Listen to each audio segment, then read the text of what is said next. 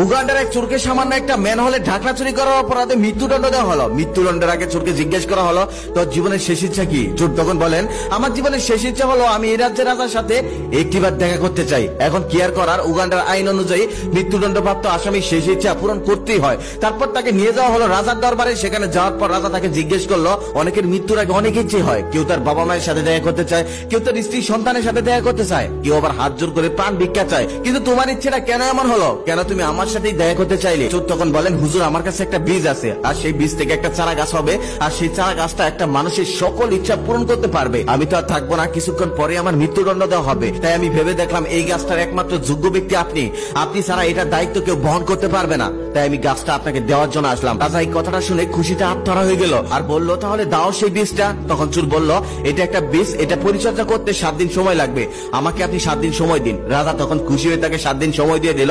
7 দিন পর আবার সেই চোরকে রাজ্যে হাজির করা হলো। হাজির করার পর রাজা বলতেছে, কি ব্যাপার, গাছ কি সম্পূর্ণ হয়েছে? তখন চোর বলতেছে, জি মহারাজ, সম্পূর্ণ হয়েছে, তবে একটা শর্ত, এই গাছটা তাকেই লাগাতে হবে যে জীবনে একটা টাকাও চুরি করেনি। যে লাগাবে সে যদি জীবনে একটা টাকাও চুরি করে থাকে তাহলে কিন্তু গাছটা মারা যাবে। আমি তো চোর, তাই আমি এই গাছটা লাগাতে পারবো না, আপনি বরং এই গাছটা অন্য কাউকে দিয়ে লাগান। রাজা মশাই তখন মন্ত্রী মশাইকে ডেকে বলতেছে, মন্ত্রী মশাই, সারা গাছটা একটু তুমিই লাগিয়ে দাও। মন্ত্রী মশাই এখন থুতুমুতু করে বলতেছে, মহারাজ আমি এত বড় একটা দায়িত্ব পালন করি, এখান থেকে এখানে 1 টাকা এদিক সেদিক তো হতেও পারে, তাহলে তো গাছটা মারা যাবে, তখন তো আপনার মনের ইচ্ছা পূরণ হবে না, আপনি বরং দায়িত্বটা অন্য কাউকে দিন। রাজা তখন অর্থমন্ত্রীকে বলল, অর্থমন্ত্রী চারাটা তুমিই লাগাও।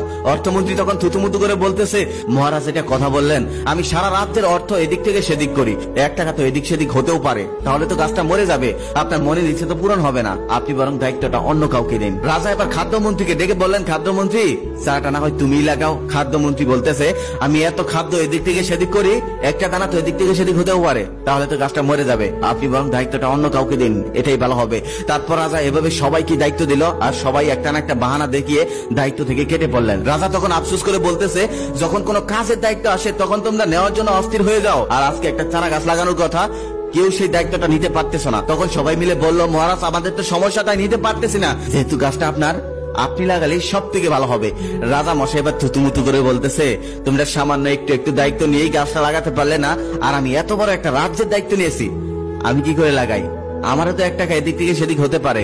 তখন চোর চিৎকার করে বলতে লাগলো, মহারাজ তাহলে তো আপনারা সবাই চোর, তাহলে কেন সামান্য একটা ম্যানহোলে ডাকা চুরি করার অপরাধে আমাকে মৃত্যুদণ্ড দেওয়া হলো? রাজার মুখে কোনো কথা নেই। রাজা কিছুক্ষণ চুপ থাকার পর রেগে গিয়ে বলল, যা, তোকে ক্ষমা করে দিলাম। পিছন থেকে আরেকজন মন্ত্রী এবার বলতেছে, মহারাজ ওকে ক্ষমা করা যাবে না, ও কিন্তু আমাদের সমস্ত ঘটনা জেনে গেছে, ও কিন্তু বাইরে গিয়ে সবকিছু বলে দিবে। তখন রাজা বলতেছে, ঠিক